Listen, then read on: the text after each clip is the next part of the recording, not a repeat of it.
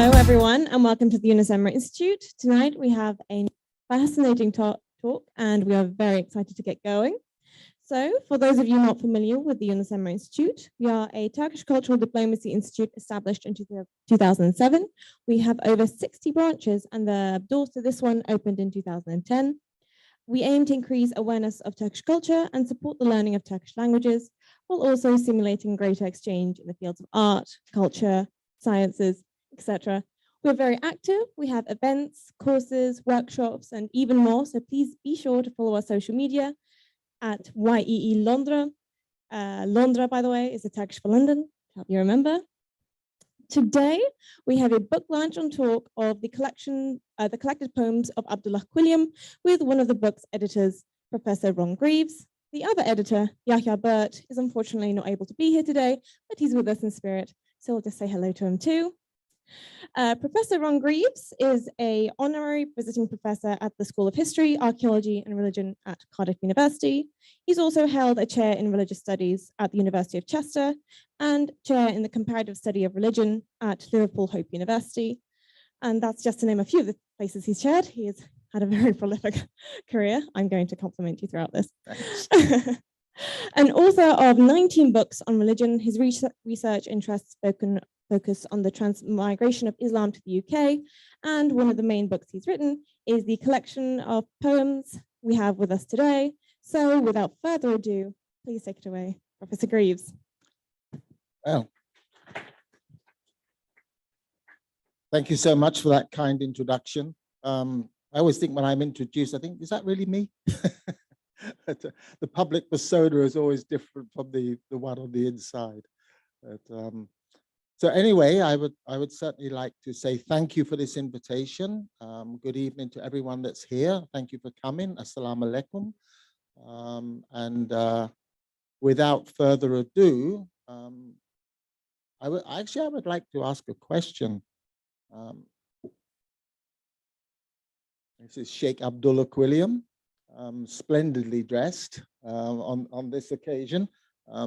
Normally, he dressed as any Victorian Edwardian English gentleman would, but he was quite prepared to adopt these kind of robes when he was officially representing Islam in this country. I would just like to ask a question. How many people in the audience have heard of or know something of Abdullah Quilliam? Yeah. Perhaps I should have asked who doesn't. But, my journey with Abdullah Quilliam began around about 2007 when I accepted a chair at Liverpool Hope University and found myself not living, I lived down the road in Chester, but found myself working in Liverpool. And I knew that Liverpool had a very different makeup to its Muslim community. It's not a dominantly South Asian community, as so many are. Its dominant communities were and still remain Yemen and Somalian. And of course, that goes back to it being a seaport. And of course, at one point, at the point we're talking about, a very significant seaport, probably second only to London. I was approached by a gentleman called Akbar Ali, who needs his own storytelling.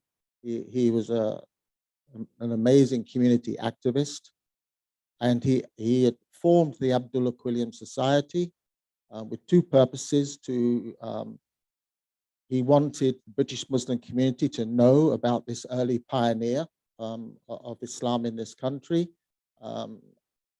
but he also wanted, being an activist, to restore the mosque which Abdullah Quilliam had founded in 1893, which had gone into disuse in 1908, had then become the register for births, marriages and deaths in Liverpool, very well known. I think most of the Beatles were registered there, births and their marriages, if those that married in Liverpool anyway.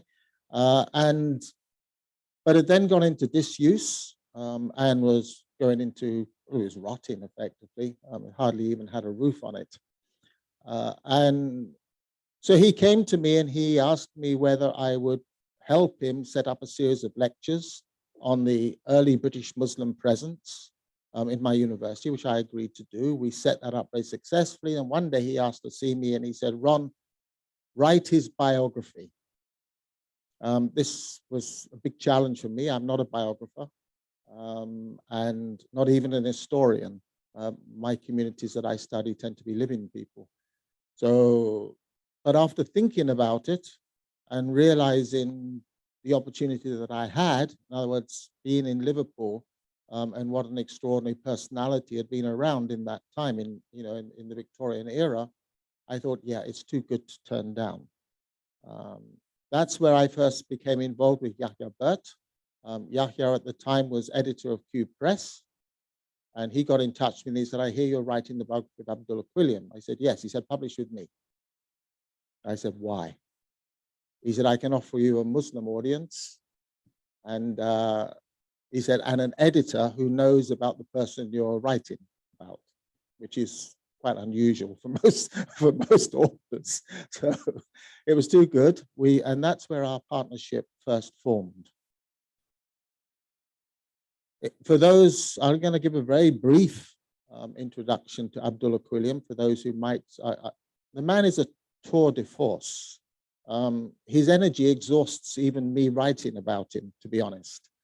As I began to write the biography and realize what he was involved in, he began his career, his public career, as an 8-year-old child in Liverpool as a temperance movement speaker. He would go around with his grandfather, who was a temperance movement activist. This was a Christian nonconformist movement opposing the use and abuse of alcohol. And he was known by the media at 8 as the temperance boy. He starts to go, as an adult, he starts to go through a journey of searching, in which he's searching not only religiously, but politically. Politically, he's looking for a home for himself that suits what I would call a kind of a very early, certainly a radicalism, maybe even a socialist radicalism, although I don't think he would have ever admitted to that. But you find him moving through different political parties, trying to find a home that fits the way he sees the world, which is very egalitarian. And he has, in that journey, he becomes a trade union leader of some significance. His career is law, and he becomes a very successful lawyer, but with a particular approach to law in which he supports the underdog, particularly women that have been abused on the docks, men have run away from them and left them with children to bring up. He takes their cases on free. Also a divorce lawyer to get women out of abusive marriages. But he's also involved in some very, very high profile, as a defense lawyer, some very, very high profile murder cases. And when asked later in his life why he had done that, he had defended some pretty nasty people. He said, because the law is the central tree, he said, the branch of the tree upon which British democracy stands. He said, and that premise that even the worst have the right to a defense is central to democracy. He said, you can't trust democracy to politicians. So you begin to see this radical bent in him, which also takes him into journalism. But alongside that, there's a religious journey. And the religious journey has taken him through his nonconformism, which was the religion of his birth, through the Unitarians, as he begins to challenge the Trinity, and also challenging the origins of the Bible. So he's a prolific theologian too, and also, I may add, an exceptional geologist. So on this journey, through Unitarianism, he then falls ill, and he's not surprised with that career profile, and he's advised by his doctor to go and seek sunshine. and a healthier climate. And he takes a break first in Spain, Portugal, and then crosses to Morocco. And something happens there. Maybe it happened earlier, but somewhere in that process, he decides to come back to Britain and not only become a Muslim, that he wouldn't have been the first to do that, but not only to become a Muslim, to announce it publicly in the media, and also to proselytize Islam in Victorian Britain. And he, in that process, he opens this what is certainly the first registered mosque in this country in Liverpool, and goes upon this extraordinary journey of conversion of people, of which we think conservatively 250, possibly somewhere between 250 to 500 white Liverpudlians and their families convert to Islam. And so he forms a community in Liverpool. Read the biography if you want to know more. Quilliam starts to publish or to look for ways in which he can promote an Islam which isn't foreign. That's his main challenge that he wants. He doesn't want it to be known as a foreign faith. He wants it to be known as the latest development and reform of the Abrahamic tradition. And so therefore not something foreign to Britain, because already there were two Abrahamic religions here, and of course Christianity being the dominant one. So he doesn't see it as something coming in from outside. He sees it as something which he communicates to people, and it should, if it is a part of that revelation, which was formerly Christianity and Judaism, there's absolutely no reason whatsoever why it should not fit with the British way of life. And that to him becomes his challenge.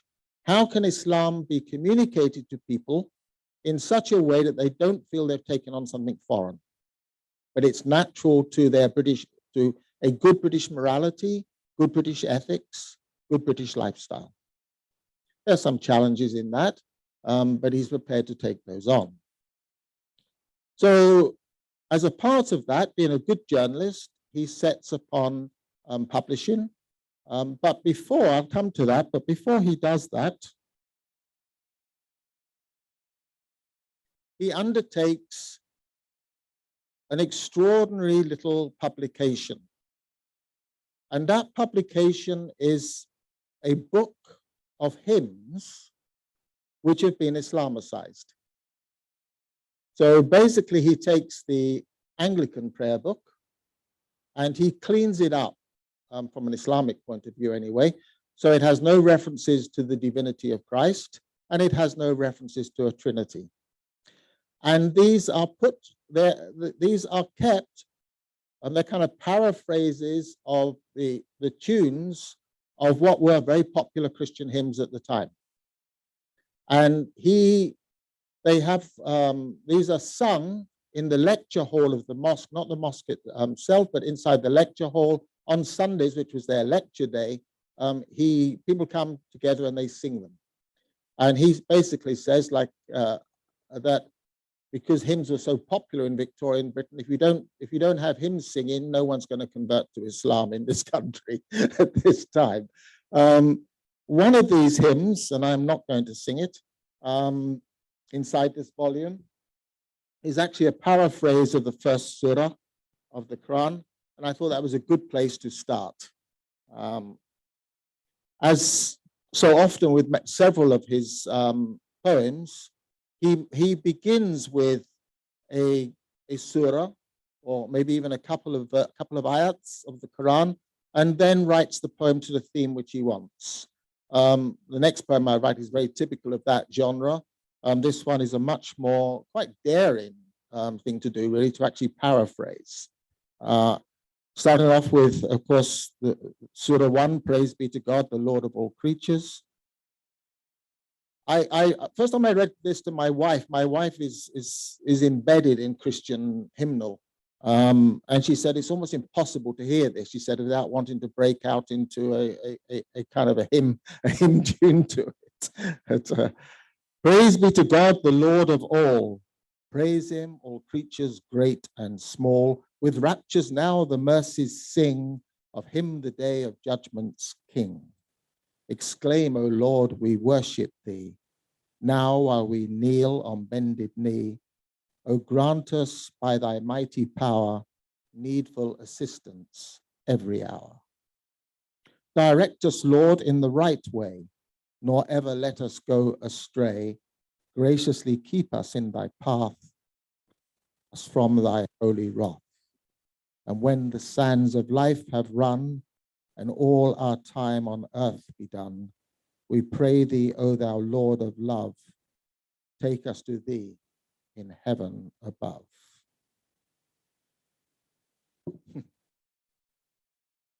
And I think you can see from that the way he's trying to integrate Islamic sentiment, Islamic truths, Islamic faith in Allah with the Christianity that would have been of his time, and not pitting them against each other, but compatible with each other. And interestingly enough, of his convert community, whether it's 250 or 500, the vast majority of them were actually practicing Christians at the time of their conversion. So it obviously worked for them. The first poems when we set upon the journey of finding Quilliam's poetry, and which I knew from doing my biography existed, was a tour through the Crescent. The Crescent is Quilliam's weekly newspaper, which he published from 1893 to 1908. You can imagine what kind. I've actually now done it 3 times through every single edition. The first for the biography, the second for an article I wrote, and a third time looking through it for the poems. I suspect I might end up doing it again at some point. I don't think Quilliam's finished with me yet. The Crescent is an absolute treasure trove for historians of British Islam of the Victorian and Edwardian era. It's full of, as you could imagine, for having a journalist as an editor. He knows how to present the newspaper, and at the height of its publication, it was going out not only in the British Isles, but to 80 Muslim countries too. So people knew what was going on in Liverpool right across the Muslim world. You see a very, very keen interest in literature inside the Crescent.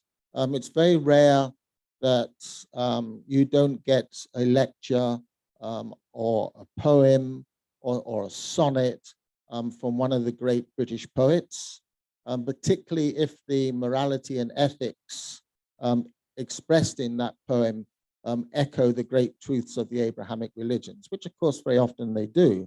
Shakespeare is full of such ethics and morality. So there's very often articles, sometimes articles by Quilliam himself, in which he talks about Wordsworth or Shakespeare or any of the great British poets. So the Crescent was really the first port of call for me, because I knew that some of those poems inside the Crescent were signed off as Abdullah Quilliam and therefore were his own. The first one of those I'm going to read is when he kind of shifts on in a way from the hymn book style poetry to writing as a Muslim leader. Dare I call him an imam? Certainly later on, he certainly got alim status, but I think an honorary alim status from Morocco. And later in his career, even was quite happy to issue fatwa, as a leader of the British Muslim community. Some of them quite difficult, I may add, for the British authorities and possibly for Muslims too. So we begin to, but of course he's got a fledgling community who know very little about Islam at all. Quilliam himself is self-taught as a Muslim.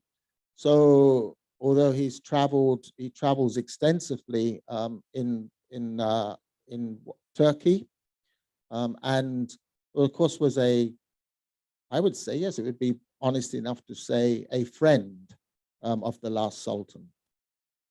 So, who he regarded, I may add, as his spiritual leader too. He regarded him as the Caliph of all Sunni Muslims. So what we start to see is what a kind of almost like these poems that are maxims. They're kind of trying to teach his community that the ethics of Islam are not unfamiliar with the ethics that they are used to, having been brought up as Christians, certainly the ethics of Jesus anyway. And this is very typical, and typical of Quilliam. You get again the surah at the beginning.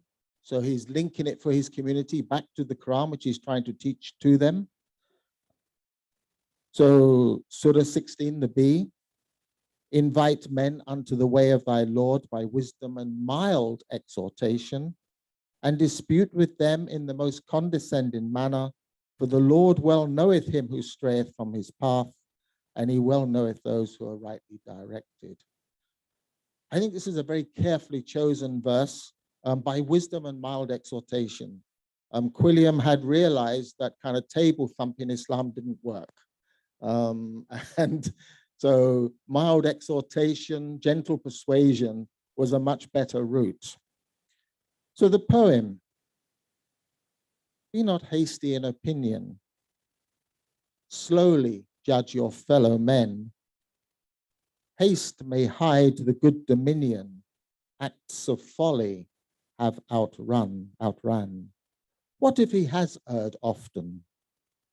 Should we not remember still that gentle admonitions soften and will attract the stubborn will?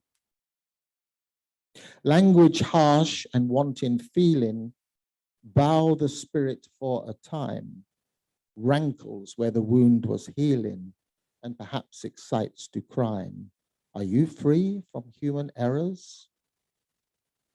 Are your faults so few to scan that you wield a sword of terrors, or your weaker fellow man? Lift the veil from that proud spirit. Ask if you remember aught where loud censure you did merit, had you then been fairly caught. Every man should guard his station, every man and his failings fairly scan, and remember that temptation comes to all his fellow man. So these are moral poems, really, and there's many of them in the Crescent, and of course, for me, they reflect very strongly Quilliam as a teacher of his community.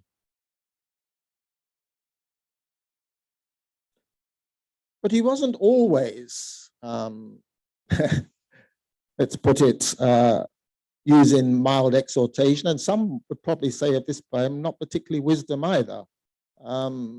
He was a man with a wicked sense of humor, and he didn't suffer fools gladly. He was quite prepared to take on governments, and did. To my knowledge, the first Muslim petition to the British Parliament was organized by Quilliam in protest against the Sudan War, which he was bitterly opposed to. So he is an activist, and I kind of feel that when he wrote this particular poem, it was tongue-in-cheek, and he knew exactly what he was writing. I was once asked whether I would sing it when I gave a lecture at the time of the biography, and I said absolutely not. I could see it going out on the media, and I would be living with it for the rest of my days. If you haven't already worked out by looking at the way the words and the verse run, this is the Muslim anthem. It is sung to the tune of God Save the Queen, or King, Queen at this time. God bless the Muslim cause. Bless all who keep thy laws and do the right. Uphold the Muslim band into this and every land. Give them full strength to stand firm in the fight. Strengthen and help the weak, and teach us all to speak thy truth abound. May love and liberty, truth and sweet purity, with plenteous charity in us be found. Hear thou the orphan's cry, assuage the widow's sigh, the foolish chide, let no vice no more abound, but happiness be found in every home and round the world so wide. We did actually do a wonderful BBC program done from courageously by BBC Wales, where they actually got a professional choir to sing that to the tune of the national anthem.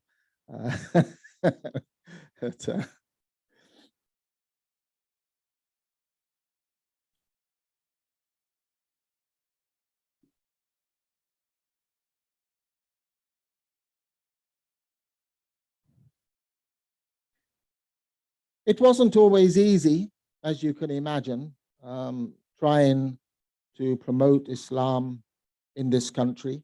There were setbacks of all kinds, including the deaths of some of his closer followers, including, definitely an Islamophobia. There's no doubt about it.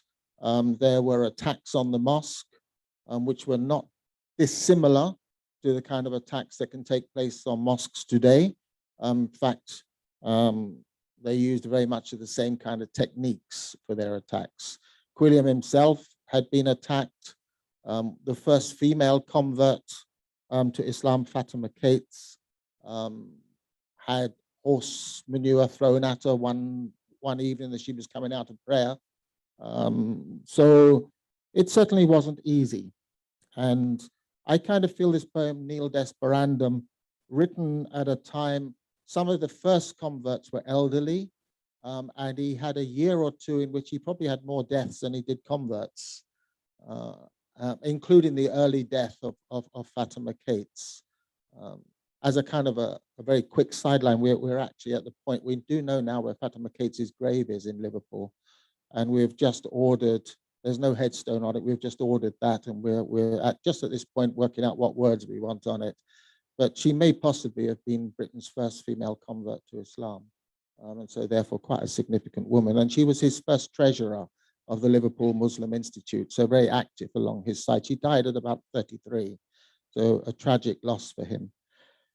So Nil Desperandum, courage, brother, do not falter, dry your tears and cease from sighing. Though clouds look black, they soon may alter, and the sun will send them flying. Out of evil oft cometh good is a maxim to my liking. The blacksmith well the iron beateth, but it is better for its striking. Work today and give up grieving. Know that joy is born of sorrow, and though today is rainy weather, hap twill brighter be tomorrow. Gambling doth not make our labor the least bit more a pleasant task. 'Tis joyful heart that lightens trouble. Contentment brings to those who ask. First the childhood, then the manhood. First the task, and then the story. 'Tis after nightfall comes the dawning. First the shade, and then the glory.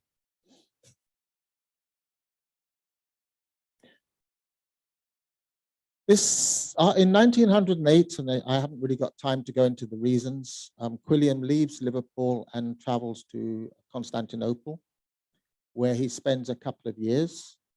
And in that period, he wrote what seemed to be a collection of poems which he attributes to an Ottoman court poet of the medieval era. We were suspicious, Yahya and myself, well, Yahya more than me, to be honest. Certainly when I wrote the biography, I took them at face value, that that's what they were. But Yahya was very suspicious. He thought these poems were not written by, that the court poet was fictitious, and that Quilliam had actually written these poems himself.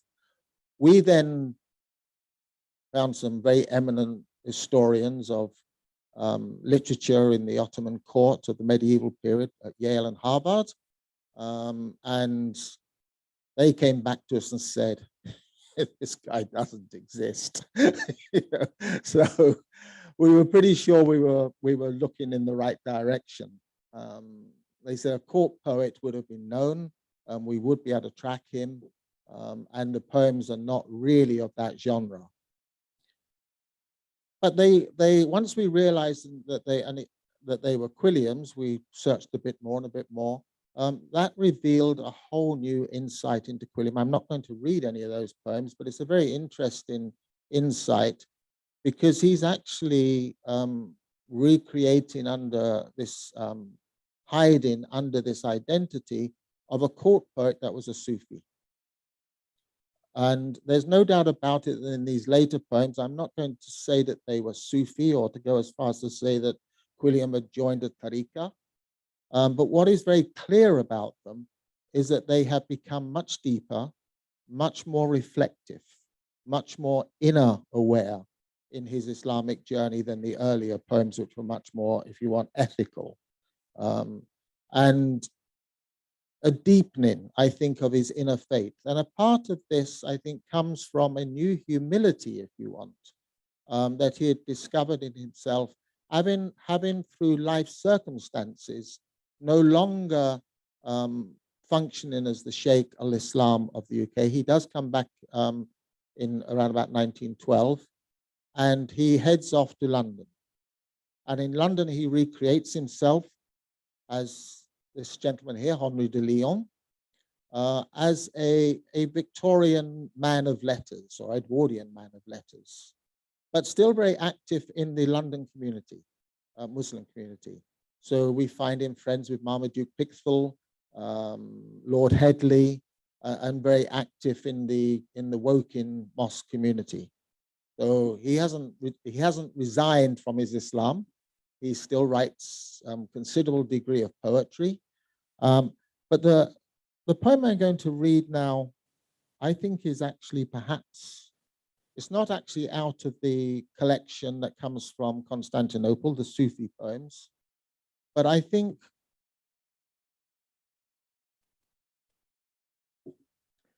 it is a poem that is reflecting on his earlier life, if you want, and the loss of that earlier life, and now a much more different identity and a much more humble one, as not being a fall, but actually as something which is sent to him by Allah to make him a better man and a more humble man. And he writes this poem, The Song That Lived. Now, in this poem, he refers to a poet who writes for a king. Quilliam actually wrote for two kings.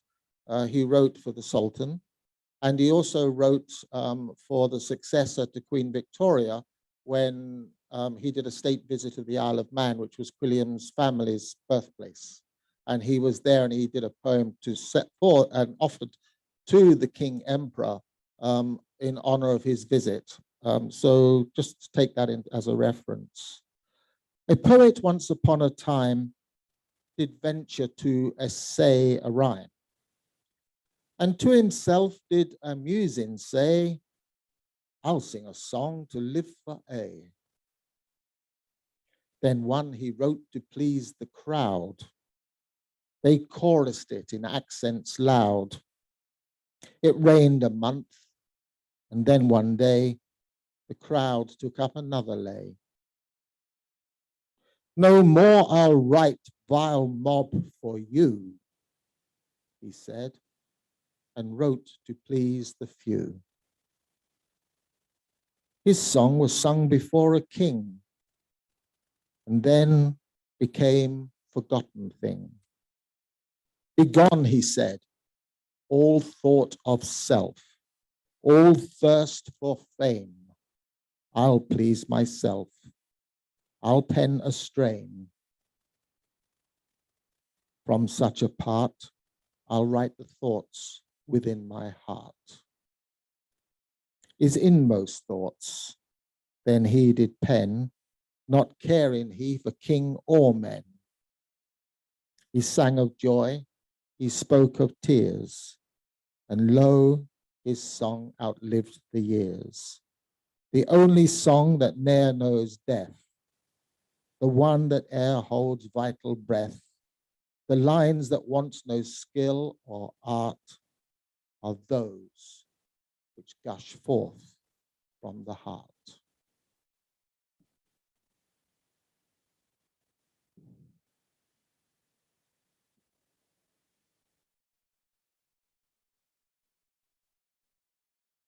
How are we doing on time, by the way? Couple of minutes? Yeah. Okay. I thought this was a good place to end. I heard somebody sitting behind me. I was eavesdropping. Sorry about that. But they were having a conversation about Mecca and Medina, and they mentioned, that the Shahada Kalimah of Islam is both to the one God and to his Prophet, of course, and both of those make Islam. I started with a surah from the Quran. I'm going to end with Quilliam praising the Prophet. So, this one was actually written during his Constantinople spell.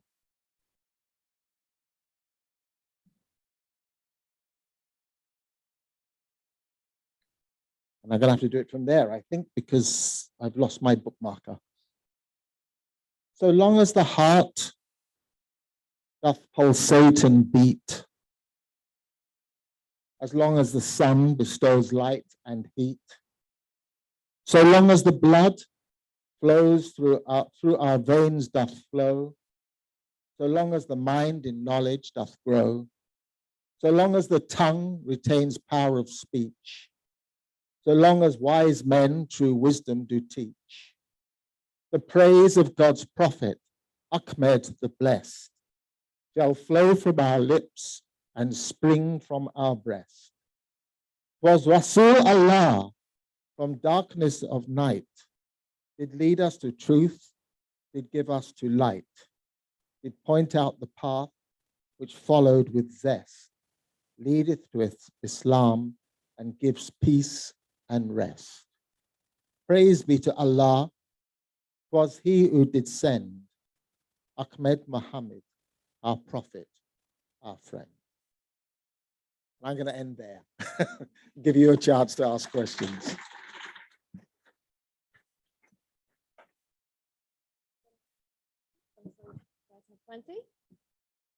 Anyone? I'll just get to you.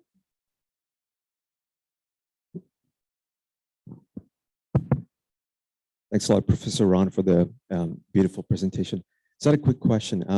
So given how Abdullah Quilliam was very close to the Sultan Abdul Hamid II, the fall of the Ottoman Empire, so what kind of impact did that have in his life? What was he kind of saying? What was he thinking publicly and privately? Because I know that it was quite the social dislocation going from, Publicly, it was difficult. And privately, I feel it was difficult too. And Quilliam, well, yes, once he was asked the question, what brand of Islam did he follow? And he replied, I'm a Sunni Muslim of the Hanafi school with a bent towards Ottomanism.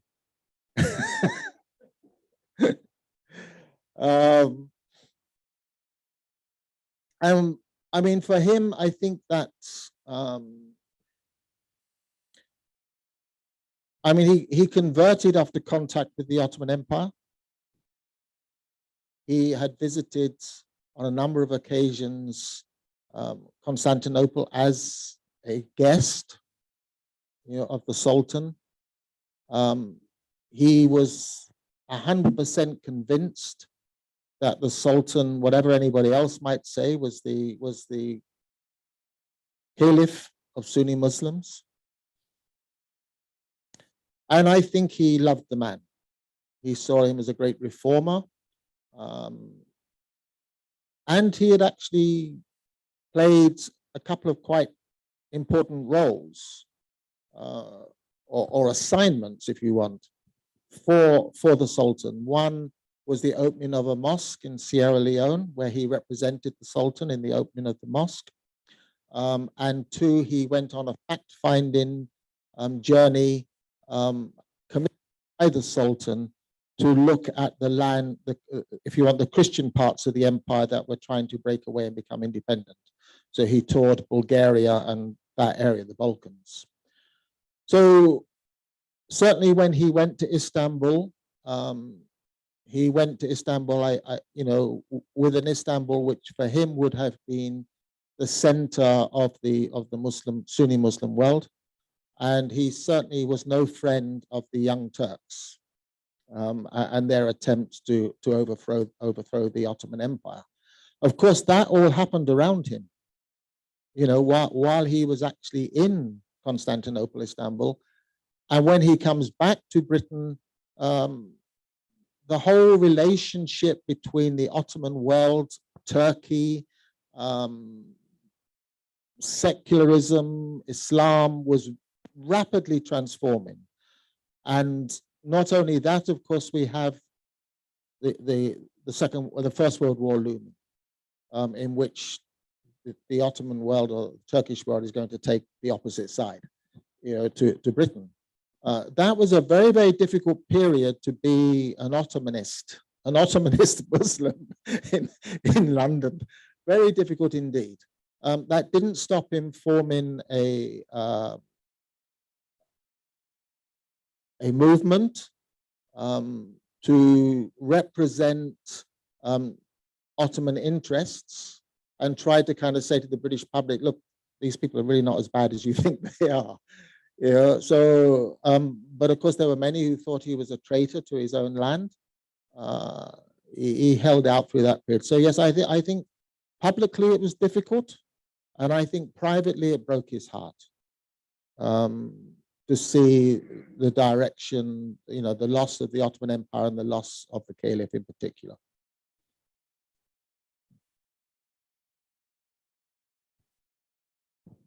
Hi, he was clearly writing in English. Do we know if his poems ever got promoted into the Commonwealth, talking about specifically like India, or did they just have a British audience? That's a good question. I think it's quite likely that, he certainly published poems in India, but they were published in English. So we find a number of them in the Allahabad Review, for example. And of course, a good deal of people spoke English in the Indian subcontinent. Obviously, more the middle classes and the upper classes than.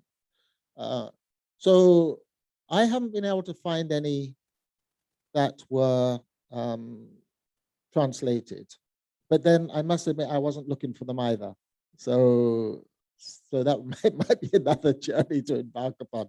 How many of the poems are translated into either Turkish, Arabic, or Indian Urdu, maybe. But certainly he's well known in all of, pretty well known in those places. And sometimes controversially known. The Indian Muslims were not always so happy with him. They didn't like his fatwa. He issued a fatwa in which he said that the Indian Muslim troops, the Egyptian Muslim regiments, shouldn't fight in Sudan against their fellow Muslims. And that didn't go down too well in India, partly because the Indian Muslims were worried because it was only 25 years after the 1857. So they were a bit worried about that kind of feeling being stirred up. And they wrote to him and asked him very politely not to, it's great that you're promoting Islam, but please don't engage in politics. And he answered that by letter, in which he said, I'm a little bit confused now. He said, I'm not quite sure where is Islam, where is politics. I think he was being very tongue-in-cheek when he said he was confused. I think he knew exactly what he was saying. He said it's the Quran that forbids a Muslim to kill a Muslim. So am I engaging in religion if I'm obeying the Quran, or am I engaging in politics? Will you please answer that confusion for me? So he was quite. So yes, but no, I haven't been able to find poetry that was translated. Would be the short answer. Thank you, Professor, for this interesting lecture. Actually, it's very nice to dig in his heritage of this pioneer, and I believe what's confused him is still confusing us too. Same questions we have, and we regret also all the things that he regretted. I have 2 points actually. One of them is. In your lectures, you said that is I think he was influenced by Islam or Muslims in Morocco in the beginning. This is what we think, maybe. I think it's more what we think than what we know. Yes. So actually, it's just to know, nothing else, because there is no difference between these school of thoughts, Madhab, Maliki, Hanafi. Well, yeah, but it was expected that is really from Morocco to be a Maliki. Yeah, maybe. Unless he changed because of the Sultan. I think he changed because of the Sultan. They are the same anyway. We believe they are the same. I seriously doubt that when he went to Morocco, he knew much about Islamic schools of law anyway. Yeah. He does at one point talk about a meeting which he had in Morocco, in which he talks about a dinner in which 3 people were at the dinner. One was a Jew, one was a Muslim, and one was a Christian. I'm assuming by Christian he means himself, because at that point he's not a Muslim and he's not, certainly wasn't Jewish. So, and he says they, as a kind of after challenge to each other, one was asked to promote his faith. And he said, so he's given the task of defending Christianity, which I think wouldn't have been an easy task for him at that point in time. I think he was challenging a lot of the central tenets of Christianity at that point. And the Jew talks about Judaism and the Muslim talks about Islam. And he does say that it was the end of that particular conversation that he became convinced that Islam was the faith for him to continue his journey. And of course, I think the other thing would have been of great interest to him was the fact that, of course, as someone who was a highly active temperance speaker, and his first 2 converts were actually at a temperance lecture, not a lecture in which he was talking about Islam. He just slipped it in at the end. He gave a lecture about alcohol abuse and everything else. And then at the end, he said, there's one monotheistic faith in the world that doesn't drink alcohol.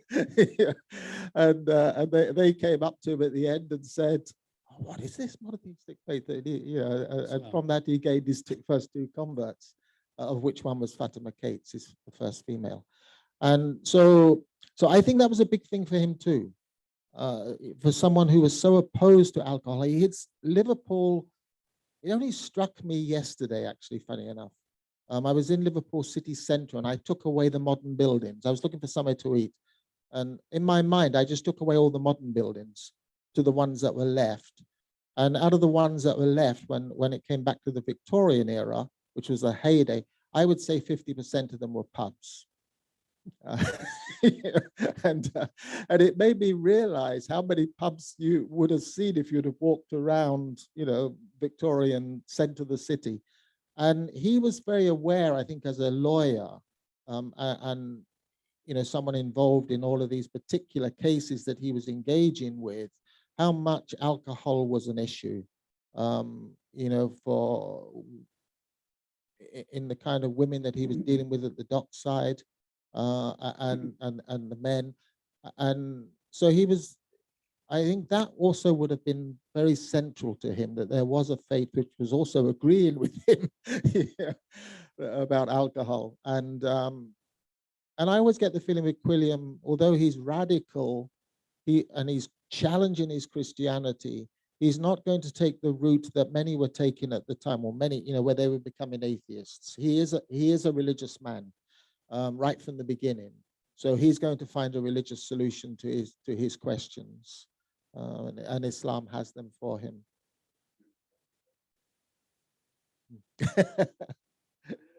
Yeah.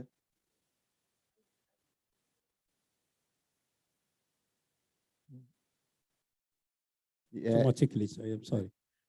Had he any relation with Islam or Muslim in Japan? Yes. Have you come across anything like that?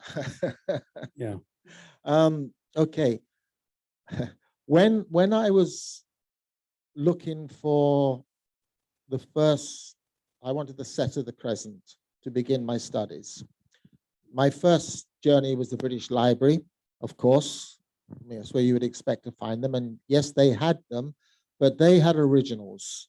And they were very, very careful about how they were handled, and quite rightly so. And I realized what I wanted to do, which was to research. And I wanted to, and maybe mark, and so they weren't going to tolerate that. So I then started looking for a set that weren't original copies.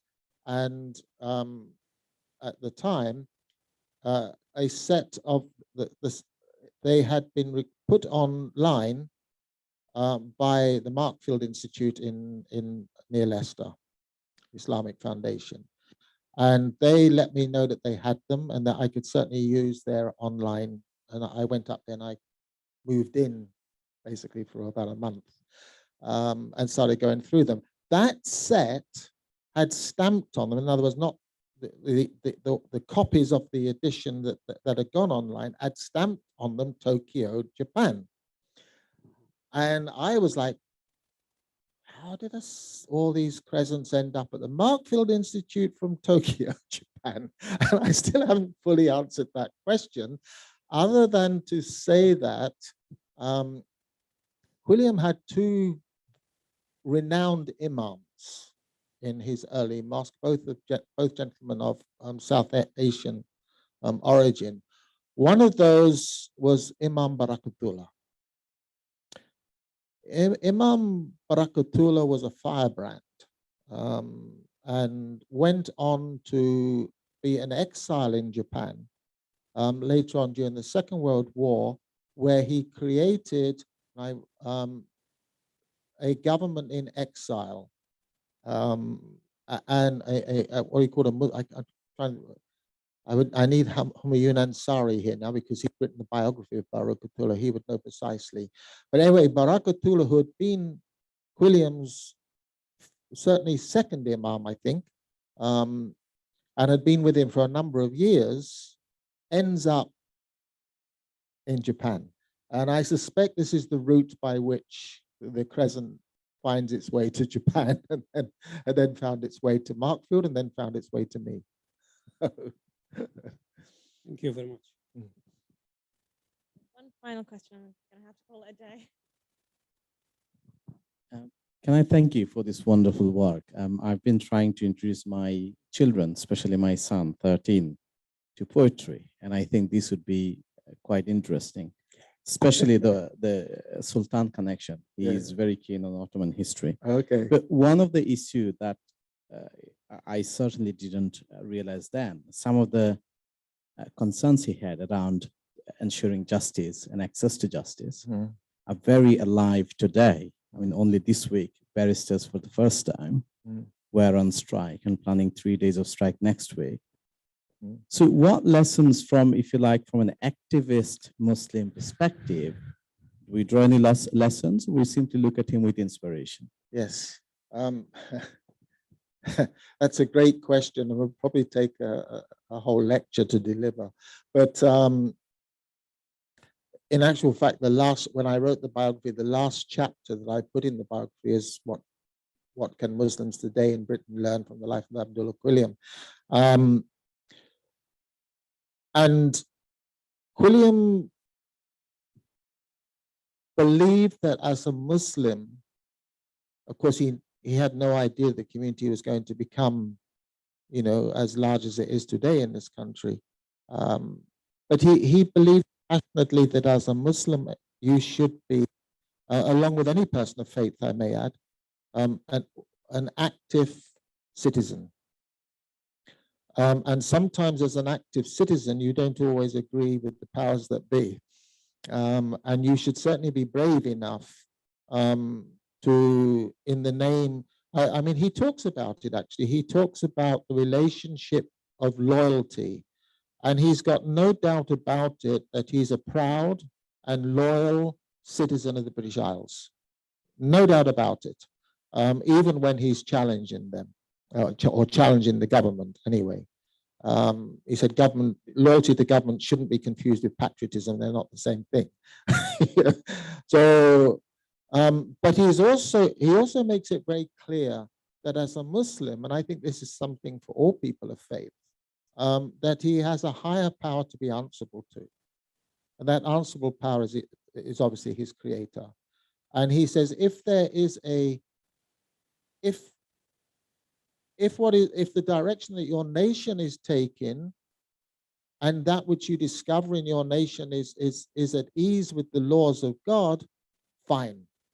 But if you find something happening where what is happening with your nation and the laws of God are dividing, it is your bounden duty to God that you stay with your loyalty to your faith. He's very clear about that. Although at the same time, he's constant. So I think that's something to be thinking about. And I also think the way in which he saw Islam not as an ethnic, or dare I say, a tribal religion. I mean, he's very clear about that. He says Islam is the original primordial way to God, which is echoed through all the great faiths, particularly the Abrahamic ones. You know, so he said in that respect, he's saying your Islam should not be practiced within a tribal whole, you know. And I see this in him. I mean, Quilliam celebrated Christmas. And he said, well, okay, well, there are many Muslims, he said, who are quite happy with the Prophet's birthday. Some aren't, but many are. So what's the problem with another Prophet's birthday? He said, we're quite happy. He said, as a Muslim, I'm quite happy to celebrate any of the Prophet's birthdays. But he said, let's celebrate it Islamically and let people see how Muslims celebrate Christmas. So what did he do? He fed the homeless and the poor in the mosque on Christmas Day. And at the height of those gatherings, he was feeding 500 street children from the streets of Liverpool. And the whole Muslim community, the convert community, came to the mosque and served food to those homeless children. He said, Islam doesn't just belong to Muslims. He said, Islam is beholden on a Muslim to offer charity to all. So I kind of feel there are lessons that can be learned, you know, from that. And I could go on and on. I think the other thing he was very proud of, and the reason why I feel he was very proud of it, is because in the Crescent, at the time of Jummah prayer, he always lists the nationalities inside Jummah prayer. And sometimes he's got 51 nationalities in there, and he's very proud of that. He says, you show me a Christian church in Britain that's got 51 nationalities inside it. And so and again, he sees that, and I may add, to be controversial, men and women as well. So, and that's a part of his, if you want, his attraction to Islam. He sees it inclusive for all, you know, rich, poor. There would have been no, and there were often very illustrious visitors in that mosque, amirs and nawabs from, you know, and from India, but there were also lascars, you know, the Muslim sailors from the Merchant Navy who were very often in very dire straits. They pray as Muslims should, shoulder to shoulder, nawab with, you know, sailor. along with white convert who is sometimes working class and sometimes upper middle class. That he sees as being Islam. Yeah, and I think all of these things we can put in our little heads and think about. Yeah. So I think he's a good example, which we still have to kind of, or at least Muslim community in Britain and many Muslim communities still have to catch up with, I think. Well, that's a wonderful way to end that. Can we give him one last round of applause, please? Just to let you guys know, his book is on sale for £12.95, absolute bargain. So please go ahead. He will sign it afterwards, I do believe. Please do also make sure to follow us at YEE Londra. I'm going to plug in ourselves one more time for more events like this. And please help yourselves to the food behind. Thank you for coming, and we hope to see you here again.